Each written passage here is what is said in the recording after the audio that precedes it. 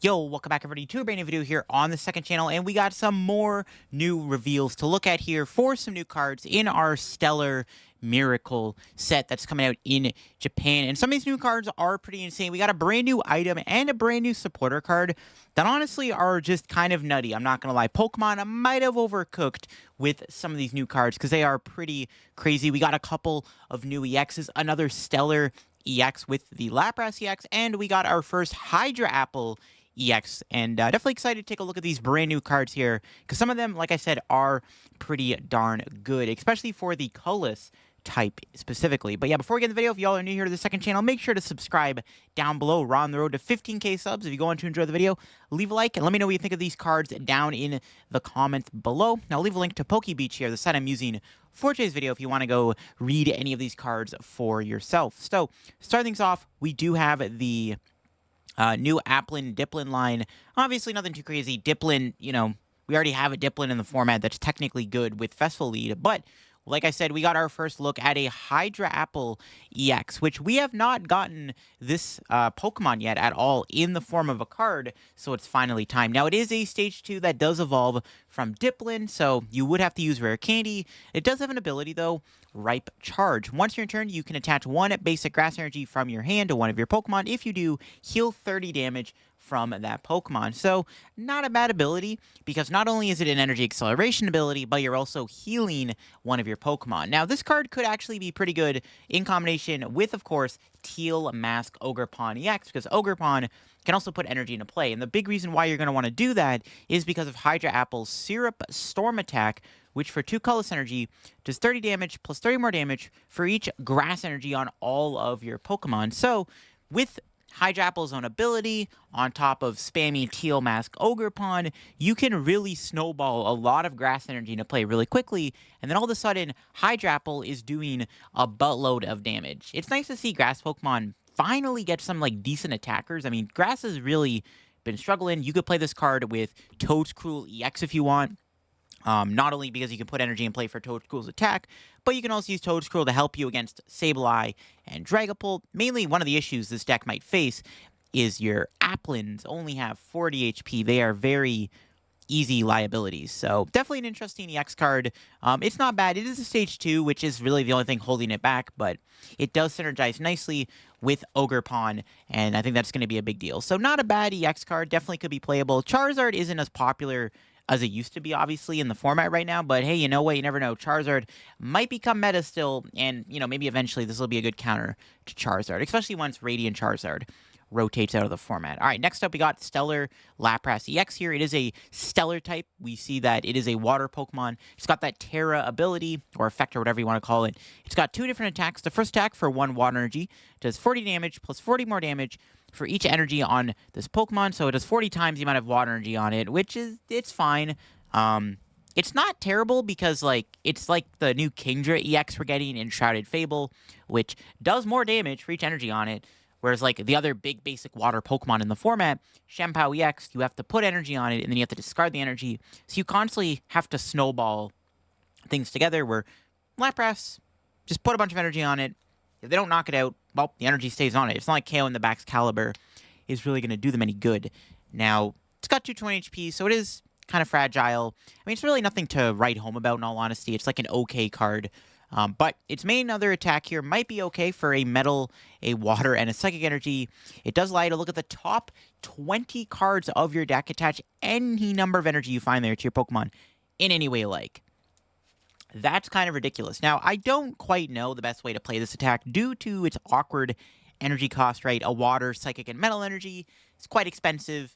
There isn't the greatest energy acceleration for, I guess technically you could go Metang, Xatu, Baxcalibur, but you're probably not going to do that. So it's a bit of a weird effect, a bit of a weird energy cost, but its effect is kind of good. I mean, looking at the top 20 cards of your deck, I mean, that's a lot of your deck for the most part.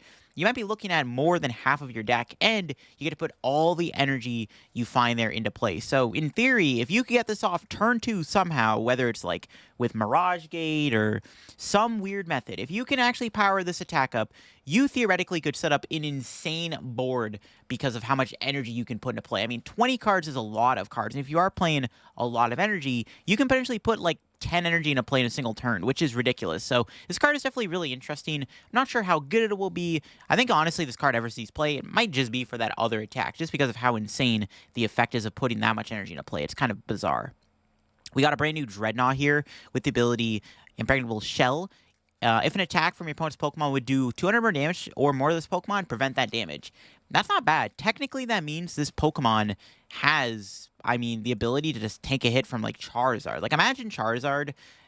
You take one prize against Charizard. Charizard's Burning Darkness, by default, does 210 damage. Well, all of a sudden, it does nothing to Dreadnought.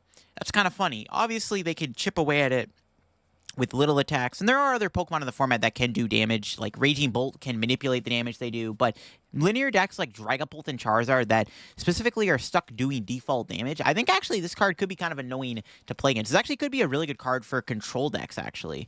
It does have an attack for 3 colorless energy, is 80 damage. If your opponent's active already has damage on it, you get to do 80 more damage, so, not a bad attack. You can at least put some damage onto your opponent's Pokemon. If they literally can't do anything to you, you can just keep chipping away at them with Hard Crunch, so not a bad ability. Definitely an interesting card for sure, and with the amount of Pokemon in the format that do tend to do default base damage, this could be good. Now, again, there are decks like Raging Bolt, even something like Lugia, like any deck that can control the damage output they do, definitely isn't ideal, but it's not like this card is, it might be good by itself, but definitely could be good in like a control deck for sure. All right, next up, we got a new Salazzle here. It's got Sudden Burn. Your opponent discards a card from their hand. If this Pokemon evolved from Salandit this turn, they discard 2 more cards. It's an okay attack. It is a stage 1. It's a bit slow. Luxray V is just a better card because you can look at their hand and discard a card, or discard a trainer anyways. So it's not great. Your opponent gets to choose the card, which is always kind of awkward. You do get a nice effect where you can, play this with Unfair Stamp and put your opponent to a 0-card hand, but there's just other cards I think that can do that better, or just other cards that are better at doing this gimmick. It's not terrible, though, because if your opponent's in top deck mode after you Unfair Stamp Salazzle Evolve, technically you can keep them hand-locked, but you're not doing any damage, which is kind of an issue. Nothing too crazy there. We do have the Archaludon here. Now, this is the first time we've seen this Pokemon, like Hydrapple, and it does have the ability Steel Bridge. Your Pokemon with any metal energy attached to them have no retreat cost. Now, that is pretty good. Being able to have a 0 retreat cost is kind of insane. This is a stage 1 Pokemon, so actually it's not that hard to put into play. Like, imagine this ability with a big metal Pokemon like Dialga V-Star, for example. That could be kind of spicy. So this card definitely has potential for metal archetypes. Most metal Pokemon tend to have huge retreat costs.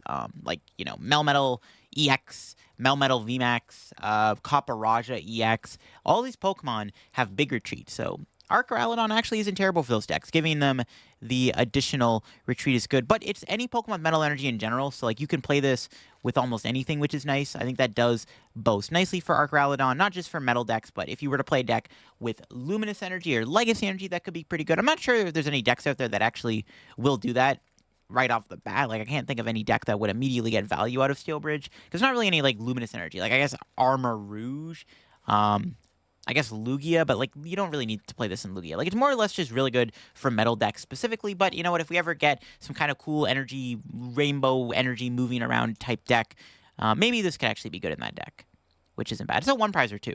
Now, here's where things get kind of crazy. We got 2 brand new cards, which, like I said, Pokemon might have overcooked with them. We have the new Brier supporter card. This card is ridiculous. So you can only play this card if your opponent has exactly 2 prizes remaining until the end of this turn. If your opponent's active Pokemon is knocked out by damage from one of your Terra Pokemon's attacks, take 1 more prize card. That is bonkers. You can quite literally turn Charizard EX into, like, essentially like doing Ampy very much, because Charizard is a Terra Pokemon. Now, this only works with Terra Pokemon, but you got to think of the big Terra Pokemon in the format. Charizard and Dragapult, specifically, they get a lot of value out of Brier. This card is kind of dirty. Now, it is a very specific card, right? It only works when your opponent has 2 prizes remaining, and if your opponent has knowledge that you play this, this is a little bit of a weaker card, because your opponent can obviously go down to odd prizes. Like, if I know my opponent is running Brier, I'm going to purposely go down on odd prizes, but still, this can be a really annoying card that can just catch someone off guard. Like, in Charizard specifically, this card is disgusting. Like, Charizard can do 300 damage and take an extra prize card for taking a knockout.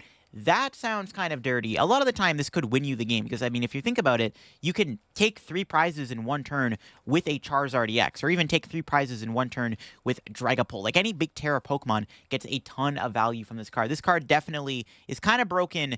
I don't know how good it is exactly because, like I said, it is a card your opponent can play around if they, so choose to, if you have the deck knowledge you're playing against this. To be fair, though, unless you're playing an online tournament, you actually don't know if the deck is going to run it. Now, unless this card... Okay, let's just say this card comes out and Tord plays Charizard and wins the first regional next year, okay? And he plays Brier in his deck. People are going to net deck his deck, and then all of a sudden everyone's going to know Brier is going to be in the Charizard 60. Okay, that might be a bit of an issue then because Brier is going to be less effective if everybody knows it's a default card in Charizard after it just took down a major regional and people are net decking it. But honestly, it's a surprise factor card that actually is kind of dirty and just makes Charizard even more broken. Like, we definitely needed more good supporters for Charizard, that's for sure. Definitely an insane card for sure. And any Terra Pokemon for that matter, because there's other Terra Pokemon. Like, all the... this could be good with the Stellar Pokemon, like the Lapras and the other Stellar EX we looked at in the past video. And then finally, we got this new Glass Trumpet, another pretty... insano card, I'm not gonna lie. So Glass Trumpet here, you can only play this card if you have a Terra Pokemon in play. That's not too bad. There's a lot of a lot of basic Terra Pokemon you can put. And then it has the effect, choose up to 2 of your bench colorless Pokemon and attach a basic energy from your discard pile to each of them. Item Energy Acceleration is notoriously always been good, right? We've seen Dark Patch, Metal Saucer. Now we have Glass Trumpet, which is basically like a juiced up version of Dark Patch for colorless Pokemon, because you can put 2 energy into play. Now, it's only on 2 different Pokemon, but that's still kind of broken. I mean, this is a very strong card. Colorless Pokemon seem to be getting a bit of a buff thanks to this new Rotom that's coming out also. And with the new Terapagos, that's also going to be very good with Glass Trumpet. Yeah, Glass Trumpet could be good. And I mean, all the other colorless Pokemon, like imagine this card randomly with like Blood Moon or Saluna. I'm trying to think of colorless Pokemon. Blood Moon does come to mind, It's a bit late right now. I can't think of every colorless Pokemon off the top of my head that's not Lugia V-Star, which would not play this. But like I said, this card is kind of nutty. Both these 2 cards are definitely really good. And I think if we keep getting more colorless Pokemon revealed, which I think we will, this card is going to be even stronger. And like any colorless Pokemon like that exists in the format can take advantage of Glass Trumpet. This card is kind of crazy. It's interesting that colorless Pokemon have an energy acceleration card. I don't know if we've seen this before. Like, usually colorless Pokemon get like a really strong special energy, like double colorless or double turbo. They don't usually get Glass Trumpet. I guess this actually could be good with Arceus V-Star too, in a way.